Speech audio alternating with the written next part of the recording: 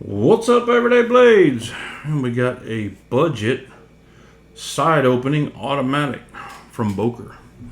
We got a little backstory with this one. So, next to my office is what I call a cop shop. They sell police uniforms, fireman uniforms, badges, mace, holsters, anyway, everything for first responders. They have a tiny little display of knives, and it's almost all Bokers, mostly cheaper Bokers with AUS-8. Have little badges on them, say fire, the name of the company that sells it, blah, blah, blah. But they have a couple of decent knives. Years ago, I bought my first knife that got me into collecting, was a Boker Kalashnikov AK-74 from there. And I went back in there for the first time since then. This was, 5 years ago, 6 years ago.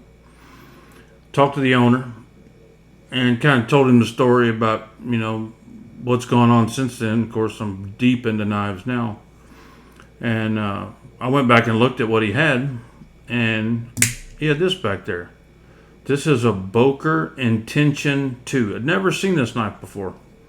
And it's in D2. Model number is 0408. So I picked it up. He gave me a little bit of a break on it. That was cool. It's about a $55 knife. But for an automatic, it's a good automatic knife for $50 or $55 or whatever. Only negative I see is that it's tipped down. And Boker, their D2 is pretty good. It has a locking lock on the blade so it don't go off in your pocket. And I thought for $55, man, that's a great deal. But a lot of their knives, like I believe the Kalashnikov is $50-$60. They have good knives for great prices. Knives that, I'm not really an automatic guy. I probably don't have 5% of my collection is probably not automatics or less. This is probably one of 4 or 5, maybe 3 or 4 that I have in my collection.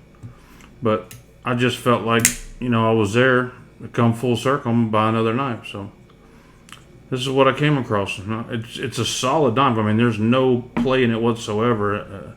It locks up as good as any knife I own. Let's take some.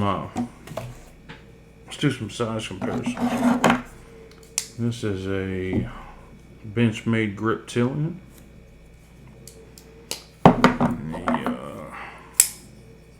The CJRB Pyrite, the fancy version.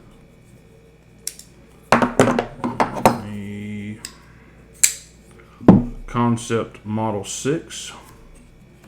I don't have another automatic, I don't believe, anywhere near that size. But the only other automatic I have is my AGA Camplin. And it, of course, smokes it. That's an awesome knife, by the way. Let's take a weight on it. The scales on these feel a lot like G10, and I always thought they were, even on the Kalashnikov. But these are aluminum scales. Well, I say they are. No, these are actually G10. Okay, the one on the Kalashnikov and all that, they're aluminum scales. I like the G10 a lot better. Aluminum, it wears off. It looks trashy after a while. 4.1 ounces, not bad for an auto. Let's see. We are right at just shy of 3.5 on the blade. Just shy of 4.5. You can see the spine there. My dogs went crazy over something. Sorry about that. Yeah, that's the biggest problem I see with this knife is the tip down carry. I mean, it's not a deal breaker for me, especially being an automatic. I mean, that's not that big of a deal. But it is where it is. It's right-handed, tip down only. But $55, what are you gonna ask for? I mean, that's a nice backspacer. It's a good-looking, solid little knife for $55. I don't see how you can beat it. Especially if you're a younger collector getting into it and you don't have a big budget. That's a cool knife to have in your collection. So, anyway, the Boker Intention 2, 0408 in D2 tool steel. Guys, thanks for watching. God bless you and your families. Say a prayer for our country. Good night.